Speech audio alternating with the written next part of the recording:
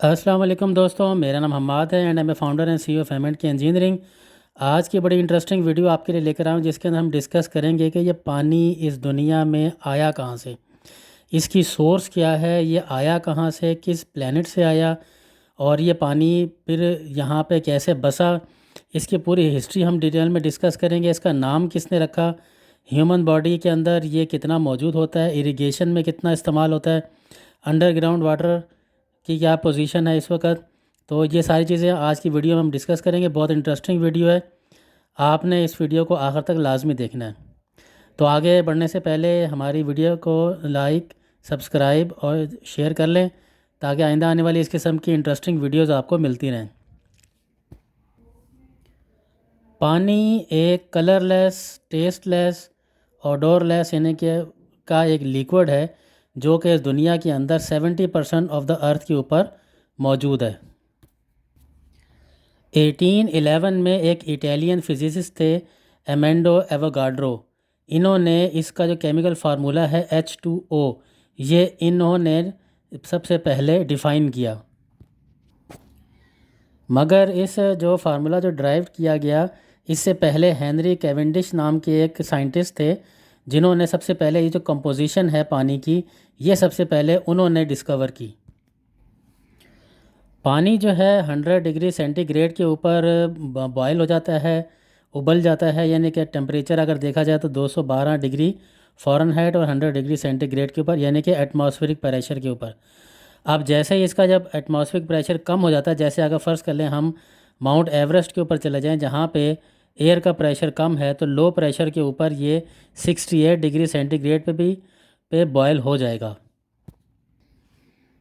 अब हम अपने वीडियो के अगले हिस्से की तरफ चलते हैं जो कि बहुत ही ज़्यादा इंटरेस्टिंग बात है कि जो पानी है बेसिकली ये क्या इस दुनिया का एलिमेंट है या इस दुनिया के बाहर का है। ये अगर देखा जाए तो तकरीबन 3.8 बिलियन ईयर्स अगो ये गैसियस फॉर्म के अंदर था, जो कि आहिस्ता आहिस्ता टेम्परेचर इसका डाउन होता चला गया और ये कूल डाउन होता चला गया। इसकी जो बेसिक्स हैं वो बेसिकली 2002 के अंदर दरियाफ्त हुए। उसमें एक हमें क्रिस्टल मिला जिसका नाम है ज़िरकॉन। जब इस ज़िरकॉन के ऊपर तहकीक की गई तो पता यह चला कि तकरीबन ये ज़िरकॉन क्रिस्टल जो है ये ओल्डेस्ट मिनरल है इस दुनिया के अंदर, और ये तकरीबन 4.38 बिलियन ईयर्स अगो है। तो यहाँ से चीज़ समझ में आने वाली यूँ है कि हमारी जो दुनिया है वो तो तकरीबन 118 मिलियन ईयर्स ओल्ड है, और ये जो ज़िरकॉन क्रिस्टल है ये उससे भी पुराना क्रिस्टल है। तो इसका मतलब है कि ये जो पानी है बेसिकली इस दुनिया का प्रोडक्ट नहीं है।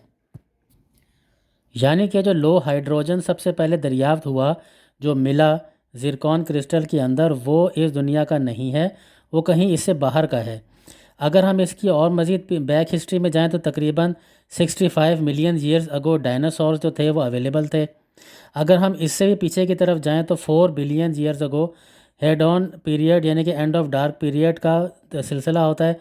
तो ये उससे भी यानी कि तकरीबन 4.38 बिलियन ईयर्स अगो, यानी कि ये इस दुनिया की पैदाइश से भी पहले का ही एलिमेंट है, जो कि ज़िरकॉन क्रिस्टल की बात हो रही है। तो अगर दुनिया की पैदाइश से भी पहले अगर हम देखा जाए तो उस वक़्त एक बिग बैंग थ्योरी आई थी, बिग बैंग हुआ था जिसके अंदर बहुत सारे एलिमेंट डेवलप हुए थे, और ये दुनिया का जो पूरा गैलेक्सी है हमारी, ये मिट्टी और गैसेस का एक मजमुआ था, और उसके ऊपर बम्बारमेंट हो रही थी प्लैनेटेसिमल्स की।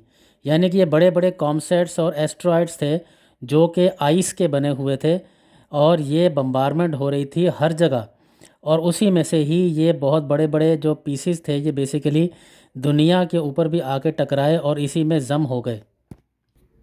तो अंदाज़ा यूँ लगाया जा सकता है कि इन्हीं आइस कॉमेट्स की वजह से इस दुनिया में जो टेम्परेचर था वो डाउन होना शुरू हुआ, क्योंकि वो आइस के बने हुए थे।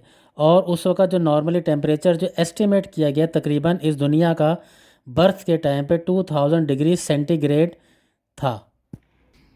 इसका मतलब ये हुआ कि जो पानी है वो हमारे जो सोलर सिस्टम है इसके बाहर का आइटम था, जो कि बम्बारमेंट की वजह से इस दुनिया के ऊपर आके लगा और उसके बाद इसका जो टेम्परेचर है वो डाउन होना शुरू हुआ, क्योंकि वो जो कॉमेट्स और एस्ट्रॉयड्स थे ये बेसिकली आइस के बहुत बड़े बड़े हिस्से थे। और जिस वक्त ये दुनिया में कूल डाउन हो गया तो उस वक्त पानी जो है वो पूरी दुनिया के ऊपर छा गया। और ये जो हमारी जो ज़मीन है ये बेसिकली एक किस्म का आप समझ लें वाटर वर्ल्ड बन गई।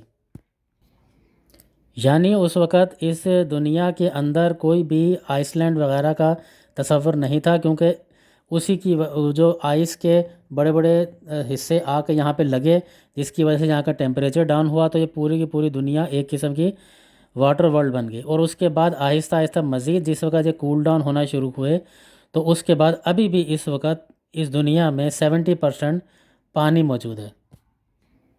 और अगर हम इसको ड्रिंकेबल वाटर की तरफ जाएं तो तकरीबन 3 से 4% और बाज़ औक़ात कहते हैं कि 4 से 5% जो है इस वक्त ड्रिंकेबल वाटर जो है इस दुनिया में मौजूद है। तो ये इसकी एक शॉर्ट हिस्ट्री थी। इसके बाद हम ये अगले वीडियो के अगले हिस्से की तरफ चलते हैं। इसमें हम ये बताते हैं कि जी हमारी जो ह्यूमन बॉडी है इसके अंदर भी 60 से 65% पानी मौजूद है।